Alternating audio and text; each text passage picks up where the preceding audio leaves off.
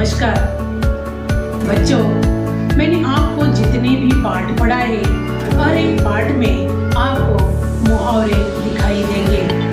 उन्हीं मुहावरों का लेखन आज मैं आपको करने देने वाली हूँ, लेकिन उससे पहले वो किस प्रकार करना है मैं आपको समझाना चाहती हूँ। ध्यान देकर देखना और सुनना। सराव प्रश्न पत्र। विद्यार्थियों, यह सराव प्रश्न पत्र मैं आपको मुहावरों पर आधारित दे रही हूँ। प्रश्न का स्वरूप मैं आपको समझाती हूँ। प्रश्न इस प्रकार है, मुहावरों का अर्थ लिखकर वाक्य में प्रयोग कीजिए। तो दो मुहावरों का अर्थ और वाक्य में आपको समझा देती हूँ। पहला मुहावरा है दृष्टि फेरना और दूसरा मुहावरा है राह देखना।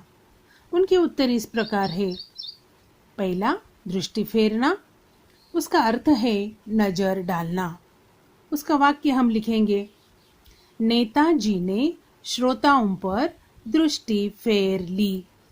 यानी यह अर्थ न लिखते हुए उस मुहावरे का ही वाक्य में आपको प्रयोग करना है। अर्थ उत्तर के साथ लिखना, लेकिन वाक्य लिखते समय जो मुहावरा दिया गया है वह आपको उत्तर में लिखना है। दूसरा मुहावरा है राह देखना। उसका अर्थ है प्रतीक्षा करना। और वाक्य, विद्यार्थी कई दिनों से छुट्टियों की राह देख रहे थे। यानी प्रतीक्षा करना न लिखते हुए राह देखना, यह उपयोग आपको वाक्य में करना है।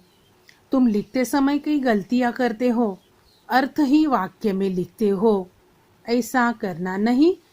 जो मुहावरा दिया जाएगा वही आपको इस वाक्य में लिखना पड़ेगा। तो इस प्रकार ये दो उदाहरण मैंने आपको समझाए। उसी पर आधारित 15 मुहावरे मैं आपको लिखने के लिए दे रही हूँ। आपको अर्थ और वाक्य दोनों का लेखन करना है। वह मुहावरे मैं आपको पढ़कर सुनाती हूँ। ध्यान से सुनो।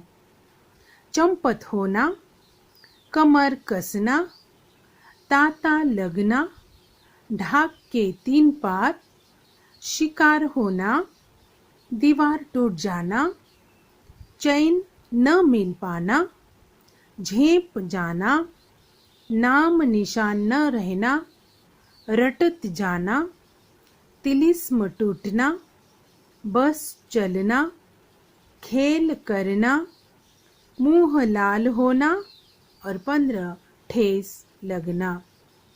तो इस प्रकार यह मुहावरे आपको वाक्य में प्रयोग करके अर्थ के साथ लिखने हैं। विद्यार्थियों, मैंने आपको मुहावरों का अर्थ और उनका वाक्य में प्रयोग किस प्रकार करना इसके उदाहरण समझा दिए हैं। मैं आपको कोई मुहावरे लिखने दे रही हूँ। उनका अर्थ और वह वाक्य में प्रयोग आपको अपनी बुक में लिखना है। ध्यान पूर्वक करो और लिखते समय अपना ध्यान उन्हीं मुहावरों पर रखकर यह अपने मन में रखने की कोशिश करो, ताकि लिखने के लिए आपको इसका उपयोग हो सके।